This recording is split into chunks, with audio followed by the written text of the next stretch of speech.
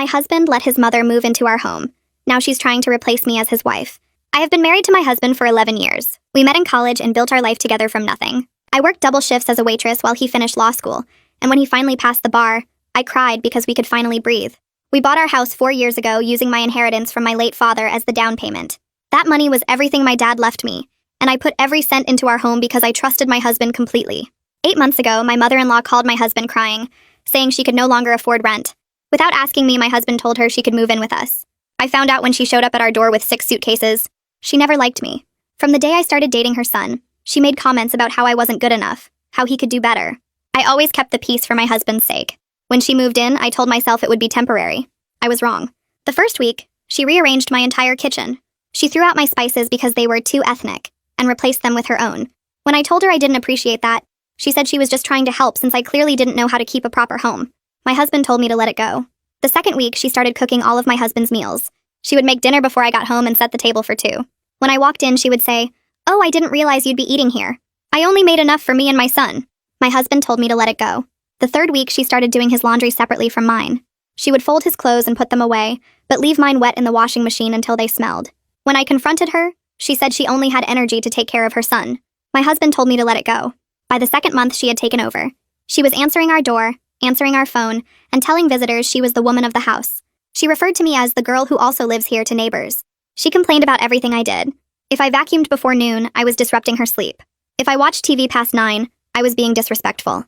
If I made plans with my husband, she would suddenly feel sick and need him to stay home. I tried talking to my husband dozens of times. Every conversation ended the same way.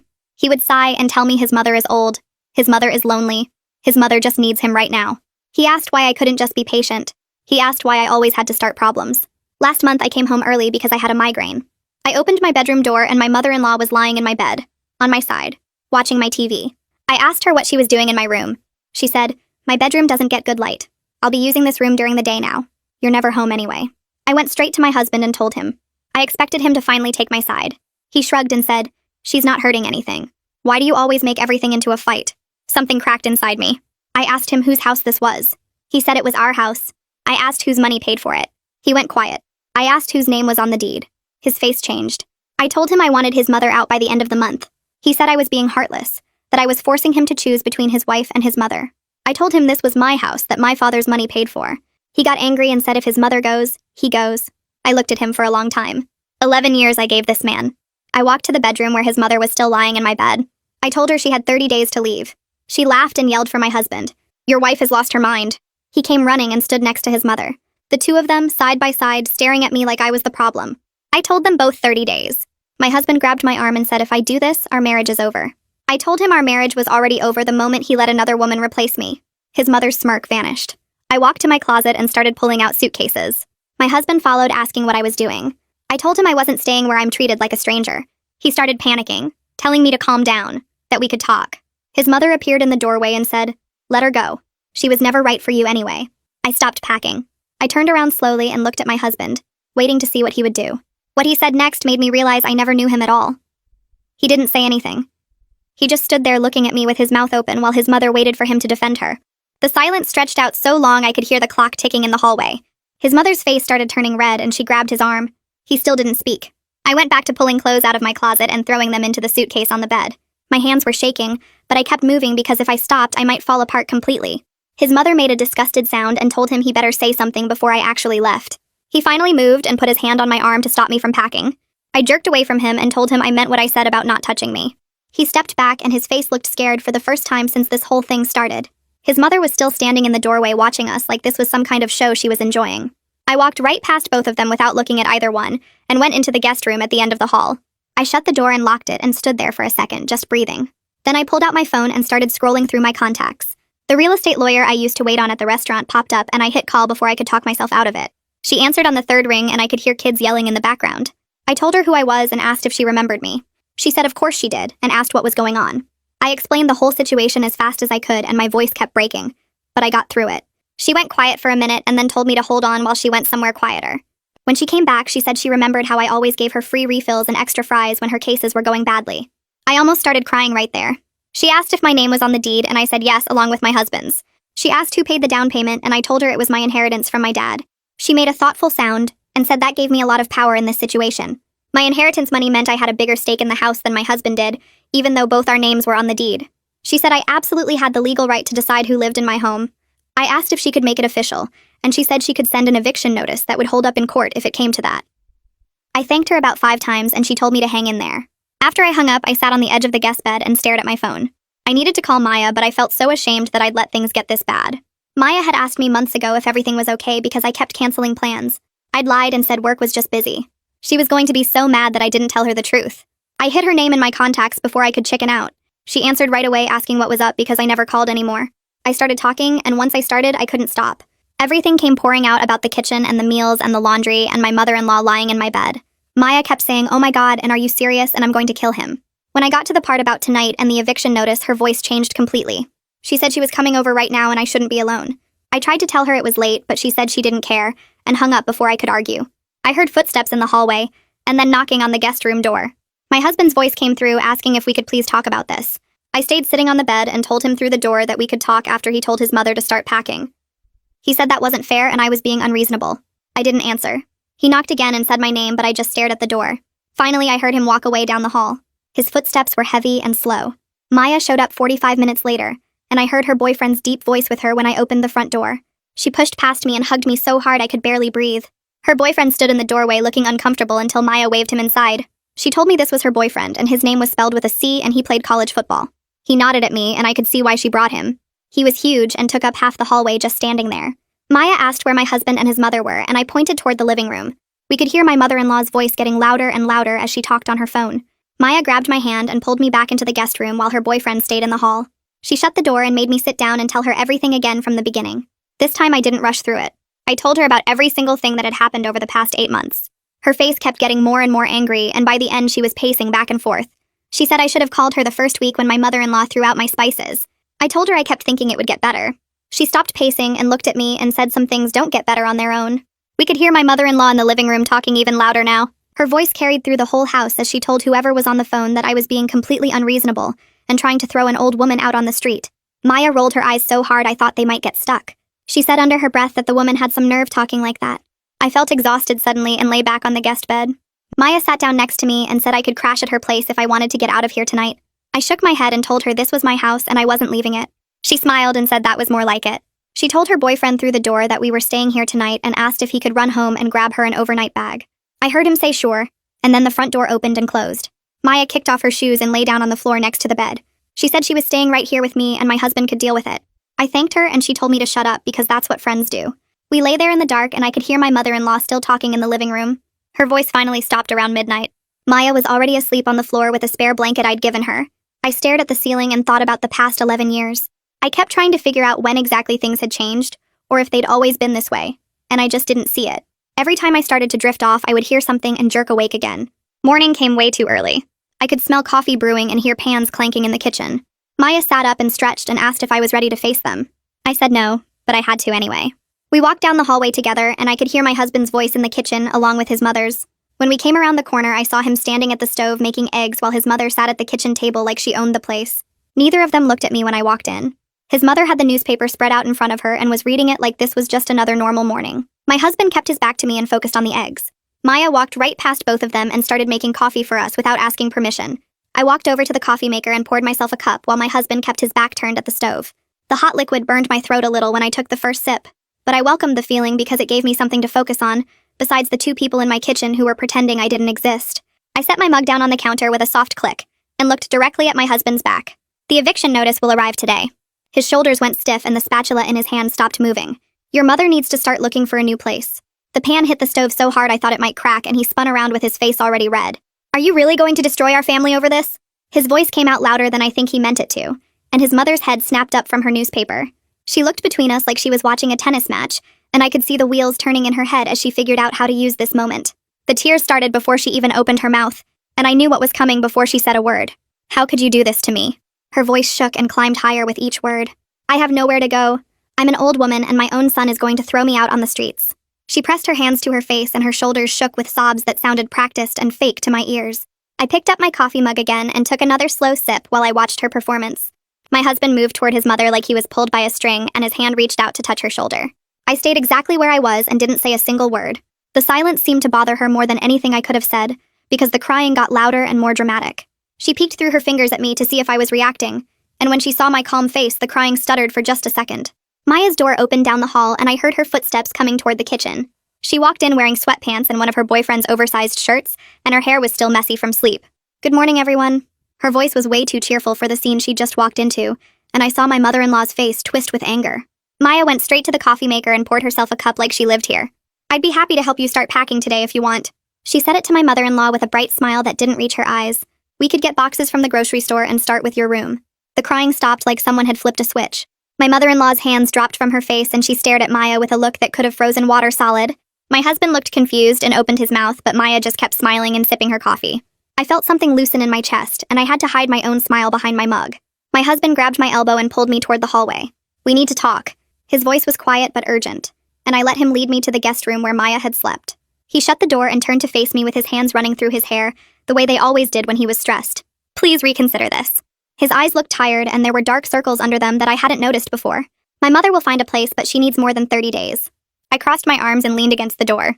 She's had 8 months to save money and figure out her situation, but she didn't know she would need to.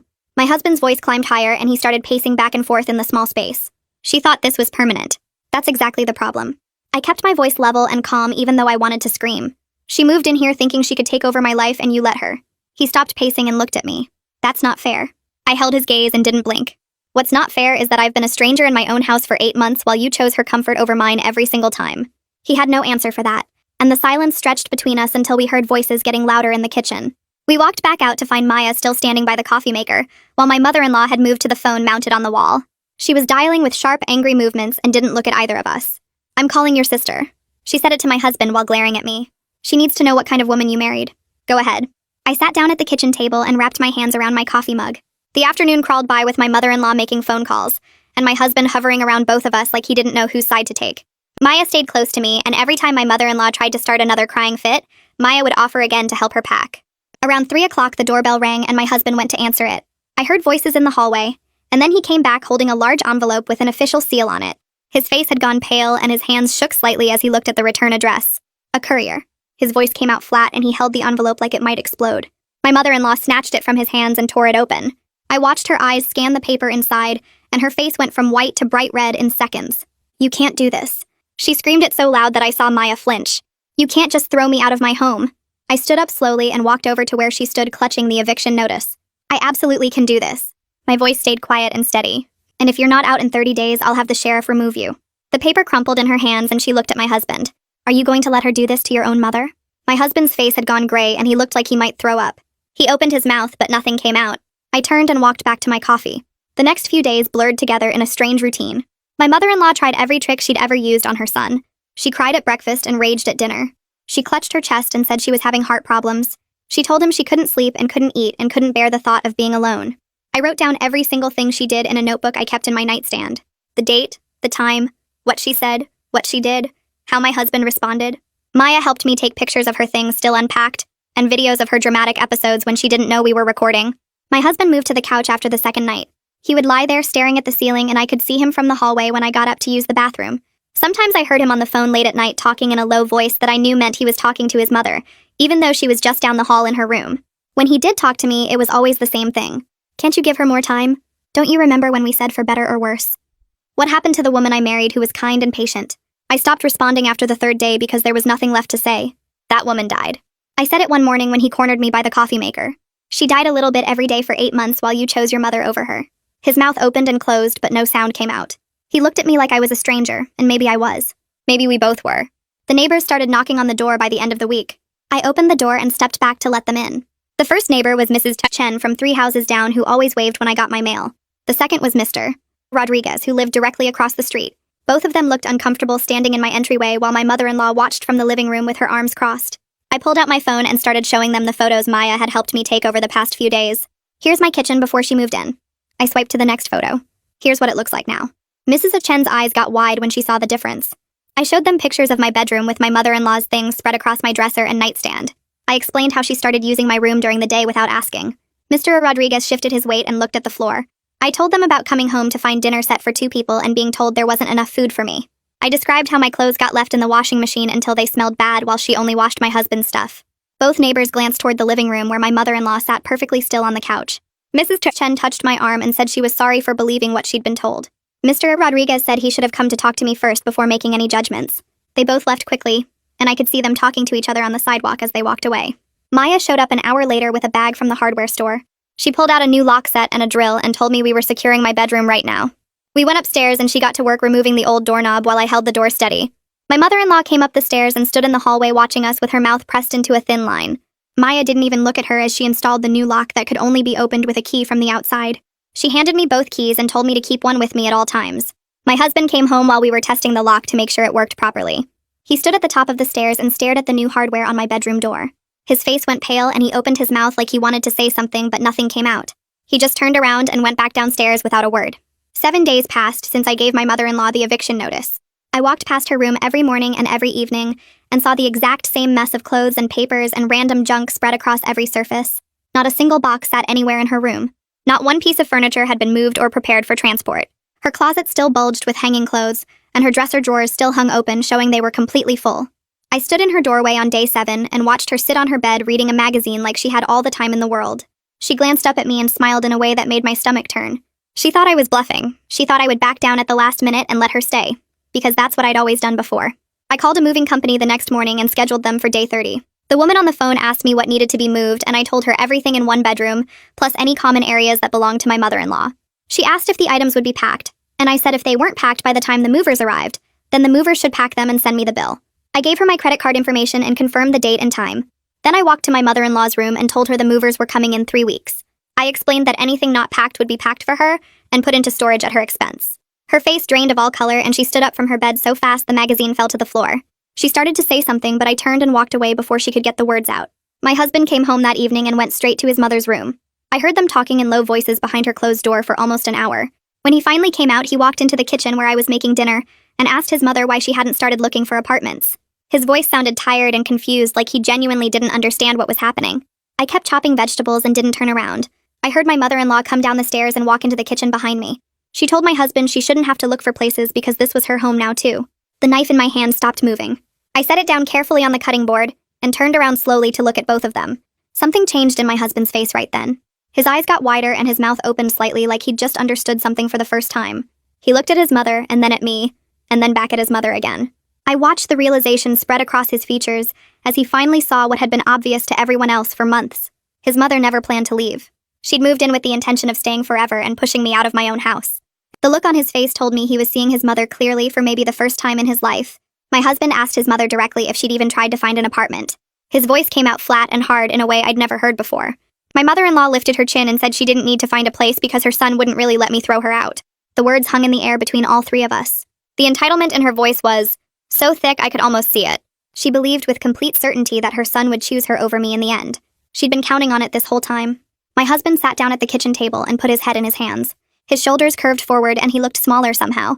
I watched him sit there for a long moment before I turned back to my vegetables and continued making dinner. This was something he needed to work through on his own. I couldn't do it for him, and I wouldn't try. He had to decide for himself what kind of man he wanted to be, and what kind of marriage he wanted to have. I left the kitchen and went upstairs to my bedroom and locked the door behind me. That night around 11, I heard a soft knock on my bedroom door. My husband's voice came through asking if we could talk. I got up from the bed where I'd been reading and unlocked the door. He walked in and sat down on the edge of the bed looking more exhausted than I'd ever seen him. His hair stuck up in places like he'd been running his hands through it, and his eyes had dark circles underneath. He sat there for a minute without saying anything, and I waited. He finally said he didn't realize how bad things had gotten. His voice cracked a little on the words. He told me he kept telling himself his mother just needed time to adjust to living with us. He said he thought she would calm down and start acting normal once she got settled. I sat down next to him but not too close and asked him if he honestly didn't see how she treated me. He was quiet for so long I thought he might not answer at all. He looked down at his hands and nodded slowly. He told me he saw everything but he didn't want to deal with his mother's reaction if he confronted her. He said it was easier to pretend things weren't as bad as they were. He admitted he chose the path that wouldn't cause him problems, and I paid the price for his cowardice. His voice cracked when he said that last word. I sat there looking at him while he kept his eyes on the floor. Part of me wanted to comfort him, but a bigger part of me was still angry about 8 months of being treated like garbage in my own house. I took a breath and told him I appreciated the honesty, but I needed to see action, not just words. I said his mother still needed to leave and he needed to be the one to make sure she actually did it. He looked up at me then and asked what I meant. I told him I wasn't going to be the bad guy anymore, that he needed to sit her down and tell her to start looking for apartments. He swallowed hard and nodded again. We sat there in silence for a few more minutes before he got up and left the room. The next morning, I woke up and heard voices downstairs. I came down to find my husband sitting at the kitchen table across from his mother. She had her usual coffee and was scrolling through her phone like nothing was wrong. My husband cleared his throat and told her she needed to start apartment hunting today. His voice shook a little, but he got the words out. My mother-in-law looked up from her phone with this confused expression like she didn't understand what he was saying. She set her phone down and her eyes started getting watery. Here came the crying routine. She told him she didn't understand why everyone was being so cruel to her. She said she thought this was her home now and she didn't know where else she could go. The tears started rolling down her cheeks and she reached across the table to grab his hand. I stood in the doorway watching and waiting to see what he would do.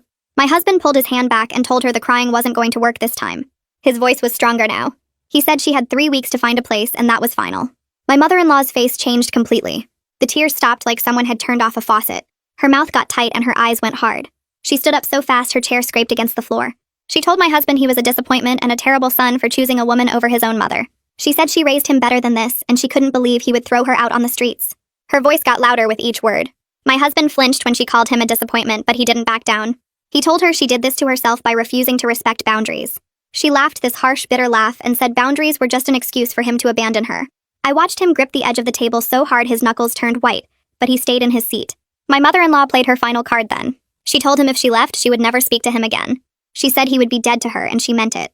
Her voice went cold and flat when she said those words. I saw my husband's face crumple a little and real pain flashed across his features.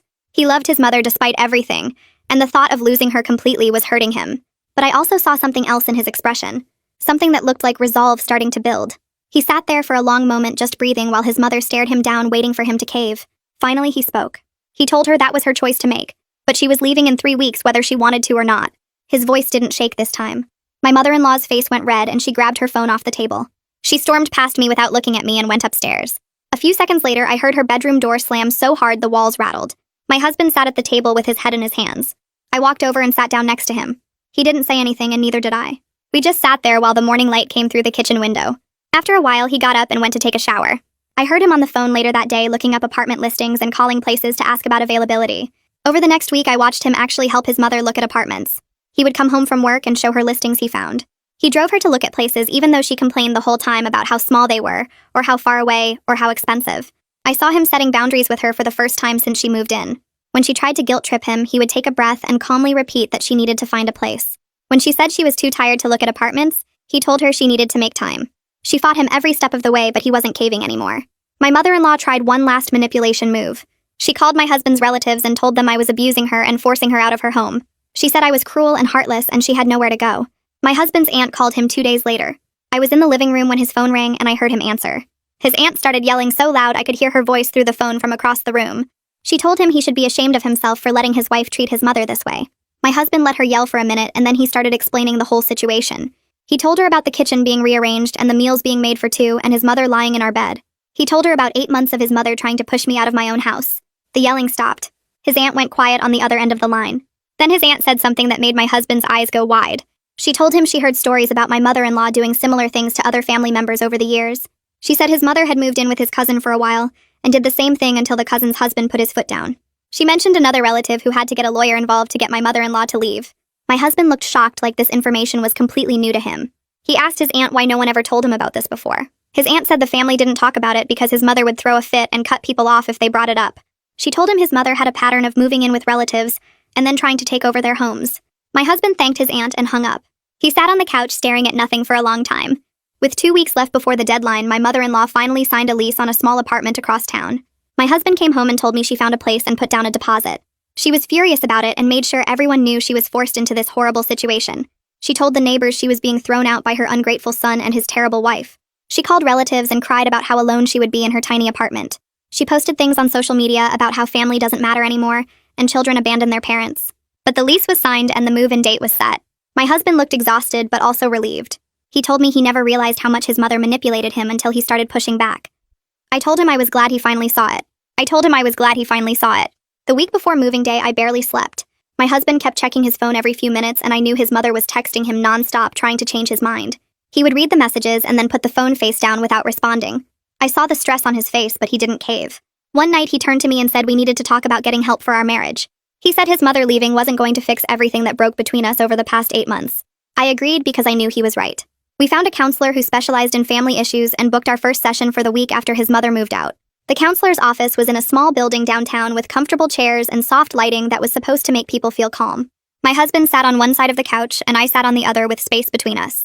The counselor asked us to explain why we were there, and my husband started talking first. He told her about his mother moving in and how he didn't ask me first. He told her about all the ways his mother took over our house and how he kept telling me to let it go. The counselor listened without interrupting, and then she asked him why he thought it was okay to prioritize his mother over his wife. My husband went quiet for a long time. He said he grew up believing that taking care of his mother was his most important job as a son. His father left when he was young and his mother raised him alone, and she always told him he was the man of the house now. She made him feel responsible for her happiness and her well-being, and he carried that into adulthood without questioning it. The counselor asked him if he realized that his wife should be his priority now that he was married. He nodded and said he was starting to understand that, but it felt wrong to put his mother second. The counselor explained that healthy boundaries with parents are necessary for a marriage to work. She said his mother was an adult who should be taking care of herself, and he wasn't responsible for managing her emotions or her life. My husband looked like someone had just explained something obvious that he somehow never saw before. In our second session, the counselor asked me what I needed from my husband moving forward.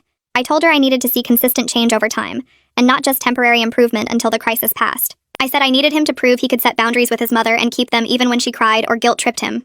I needed him to choose our marriage over his mother's feelings. My husband said he understood and he wanted to rebuild my trust. He said he knew it would take time and he was willing to do the work. The counselor gave us homework about communication and setting expectations, and we left feeling like maybe we had a chance.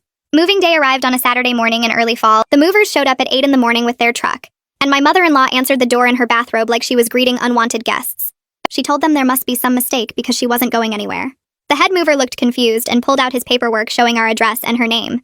My husband came downstairs and told the movers to start with the guest room where his mother had been staying. She stood in the hallway watching them carry boxes and furniture out of the house, and her face showed complete disbelief like she really thought this day would never come. She kept looking at my husband waiting for him to stop it, but he just directed the movers and avoided her eyes. When they started loading her bed frame onto the truck, she finally seemed to realize this was actually happening. She followed my husband outside to the driveway and I watched from the living room window. She grabbed his arm and started crying and telling him she would be all alone in that tiny apartment. She said she was his mother, and she raised him and sacrificed everything for him, and this is how he repaid her. My husband pulled his arm away gently and hugged her, but when she stopped crying and looked up at him, hopefully he told her firmly that she did this to herself by refusing to respect boundaries. He said she had 8 months to treat me with basic decency, and she chose not to. He said she could have stayed if she had just been kind to his wife, but instead she tried to push me out of my own home. His mother's face changed from sad to angry in seconds. She stepped back from him and said he was weak and controlled by me. She said I had stolen her son from her and turned him against his own mother. My husband started to respond, but I opened the front door and walked outside. I stood next to my husband and looked at my mother-in-law directly. She stared back at me with pure hatred in her eyes and said I had stolen her son from her. I didn't respond because there was nothing left to say. The movers finished loading the truck and my mother-in-law got into my husband's car so he could follow them to her new apartment. I stayed home and watched them drive away. The house felt different immediately, like I could finally breathe properly. I walked through each room and noticed how empty they felt without her presence filling every corner. That night after my husband came back from helping his mother unpack, we sat in our living room for the first time in 8 months without her there. The tension in the air slowly started to drain away, and I felt my shoulders relax. We didn't talk much, but we didn't need to. We spent the weekend reclaiming our space together. I put my kitchen back the way I liked it with my spices in the cabinet where they belonged.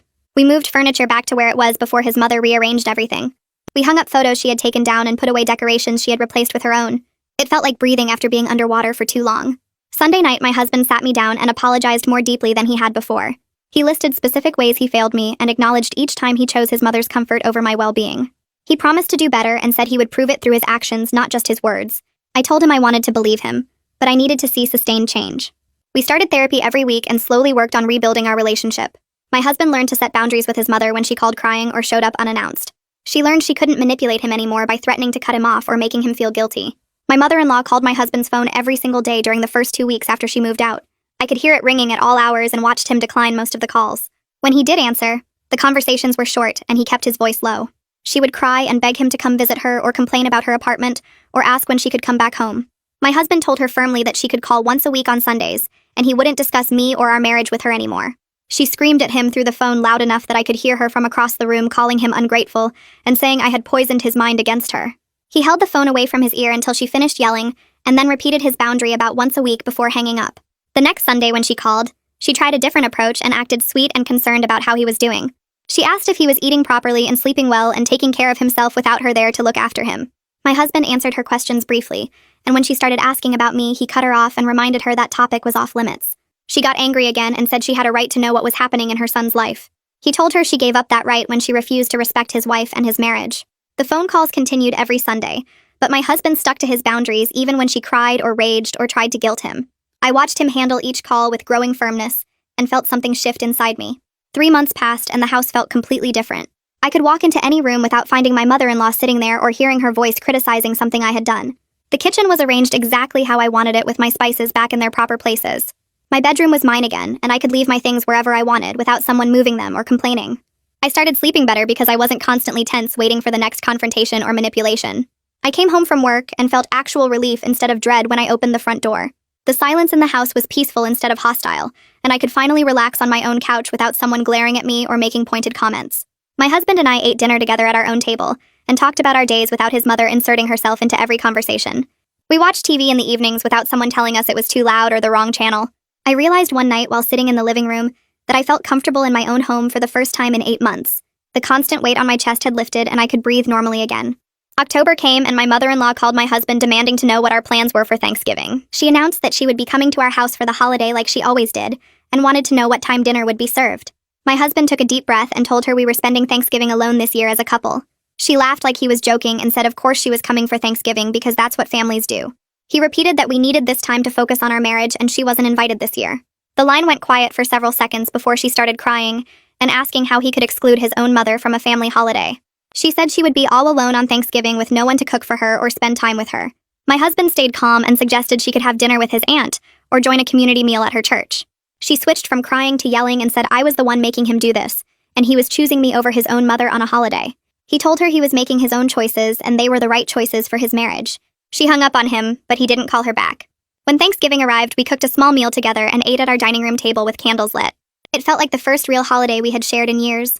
I started noticing small things my husband did that proved he meant what he said about changing. When his mother called and tried to ask about me or our relationship, he immediately shut down the conversation instead of entertaining her questions. When she sent him text messages complaining about her apartment or her loneliness, he responded with practical suggestions instead of rushing over to fix everything. When she tried to invite herself to our house for various reasons, he said no clearly, and didn't waver when she pushed back. I watched him maintain these boundaries week after week, even when she cried real tears or sent him long messages about how hurt she was. He stopped making excuses for her behavior and started acknowledging out loud when she was trying to manipulate him.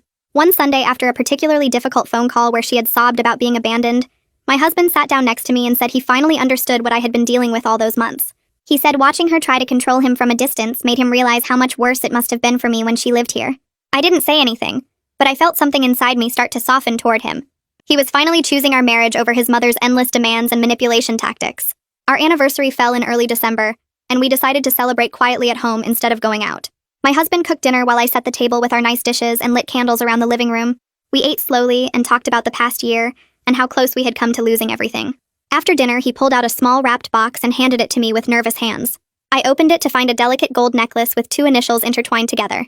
He fastened it around my neck and said he wanted me to have something that represented both of us together as equal partners. He told me he knew he had a long way to go to earn back my complete trust, but he wanted to renew our vows someday when he had proven himself worthy of that. I touched the necklace and felt tears in my eyes for the first time in months that weren't from anger or hurt. We sat together on the couch afterward and he held my hand gently like he was afraid I might pull away. I didn't pull away. My mother-in-law eventually stopped trying to force her way back into our daily lives. The Sunday phone calls continued, but she stopped using them to complain about me or demand special treatment. She accepted that my husband wouldn't discuss our marriage with her and stopped asking invasive questions. She still wasn't happy about the situation and made occasional comments about how things used to be, but she had learned that crying and manipulation wouldn't change his mind anymore. My husband told me she had started attending activities at her apartment building and seemed less focused on controlling his life. She joined a book club and a knitting group and complained less about being lonely.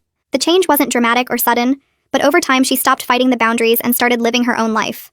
My husband maintained his once-a-week phone call schedule and visited her once a month, but he never stayed more than an hour and he never went without telling me first.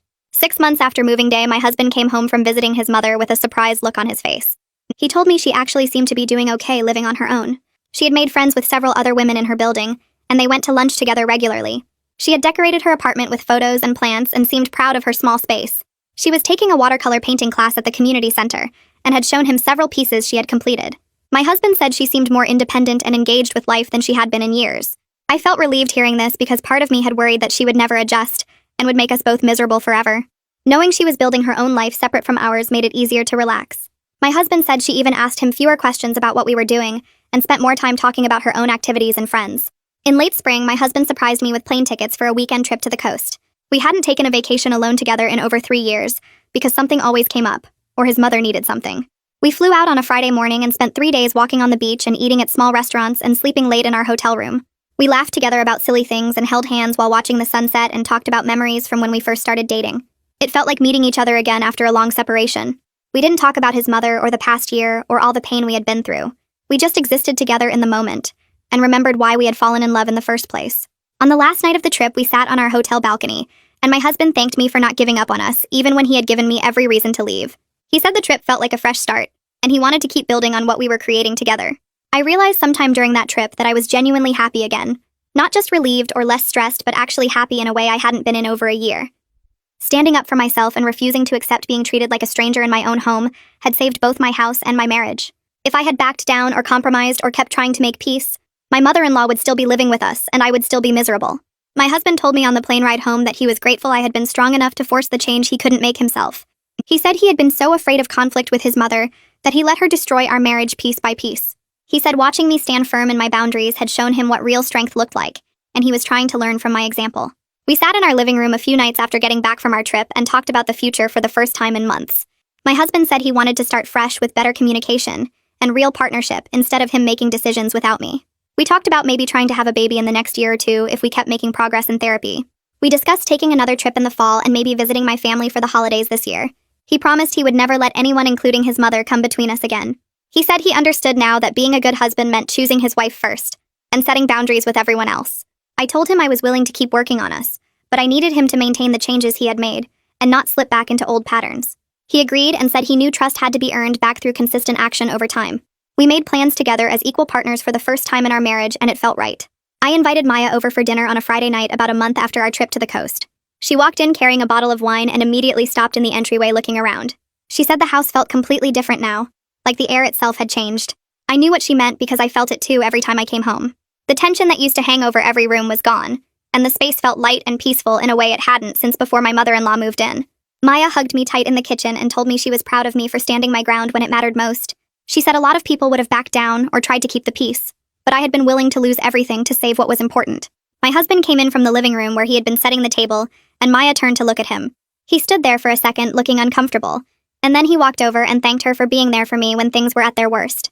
He said he knew he had let the situation get out of control, and he was sorry for putting me through all of that. Maya studied his face for a long moment before nodding slowly. She told him she accepted his apology, but he better never let anything like that happen again, because I deserved better than what I had been living with. He agreed and said he understood that now in a way he hadn't before. We sat down to eat, and the conversation flowed easily between the three of us. Maya told funny stories about her new job, and my husband talked about a case he was working on, and I felt myself relaxing into the evening. After Maya left, I stood in the kitchen washing dishes and looked around at the space that was truly mine again. My husband came up behind me and put his arms around my waist, and I leaned back against him. The journey to get here had been painful, and there were moments when I thought our marriage wouldn't survive, but we had come through it stronger than before.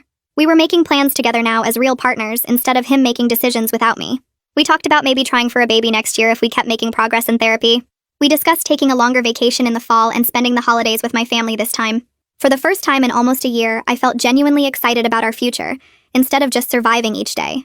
Looking back, I realized that being willing to walk away had been the only thing that could have saved us. If I had kept compromising and accepting less than I deserved, we would have stayed stuck in that terrible pattern forever. Sometimes you have to be ready to lose everything to save what really matters.